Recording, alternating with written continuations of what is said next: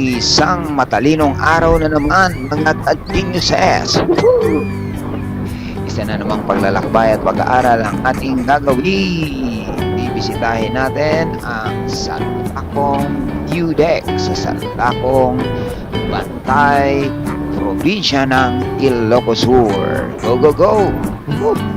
Kung bago pa lamang po kayo sa aking channel, ako po si Teacher Guru Romy, ang magdadala sa inyo sa mga lugar at karagdag ng kaalaman. Tayo na po at tayo mamamasyal at matuto. Go, go, go!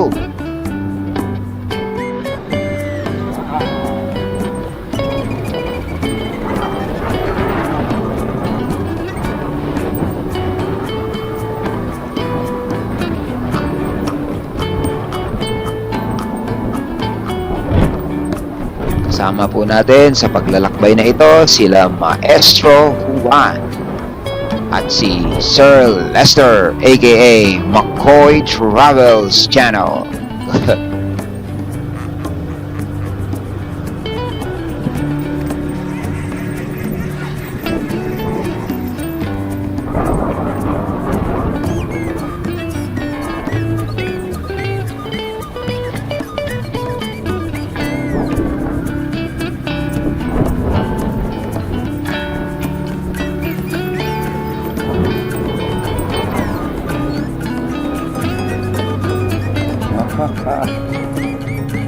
Yan.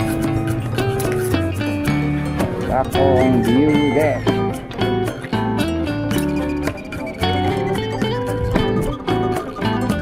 Oh, andito na tayo sa Sanlacong View Deck, Sanlacong Bantay, Ilocos Sur. Woo! Right, we're here.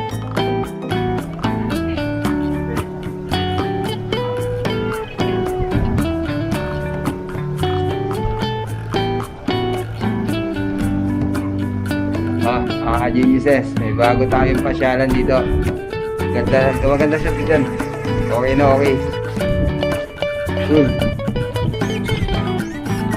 Titignan nyo. May windmill doon. Sana makita sa amin ayun. Tapos overlooking sa Banawang River. Hanggang doon sa may yung dating Banawang Bridge. Ayun doon sa dulo. Lupit ano?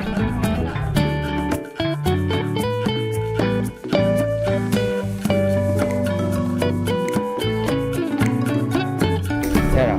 360. Alright.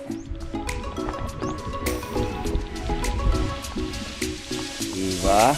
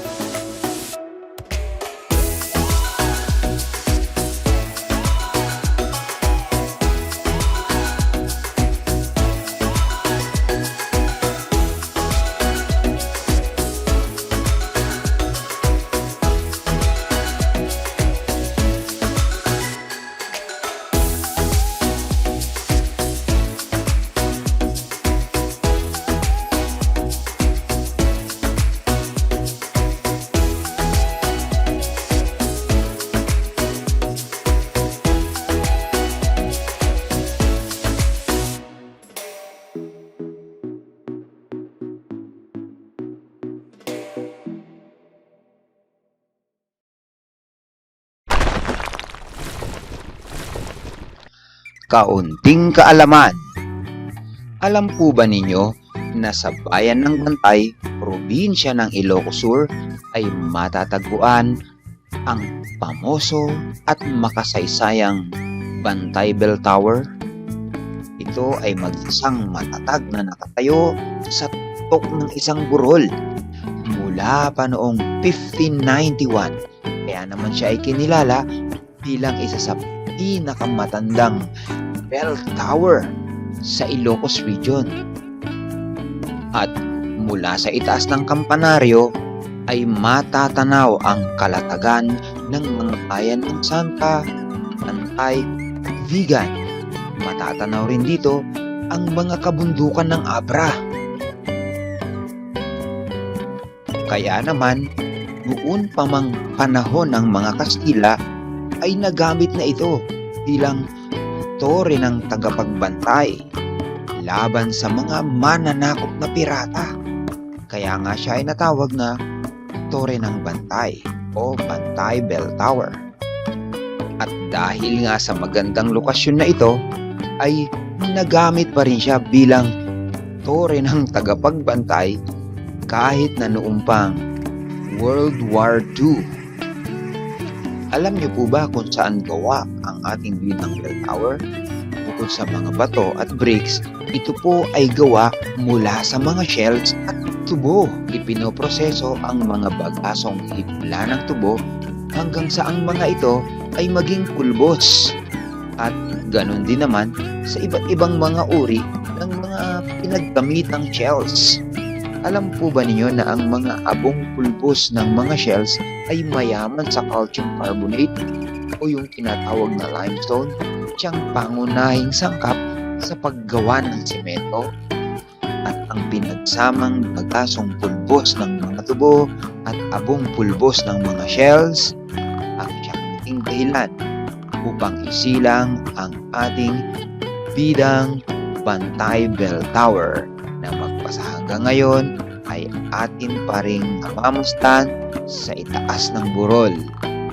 Yan po ang ating kaunting kaalaman.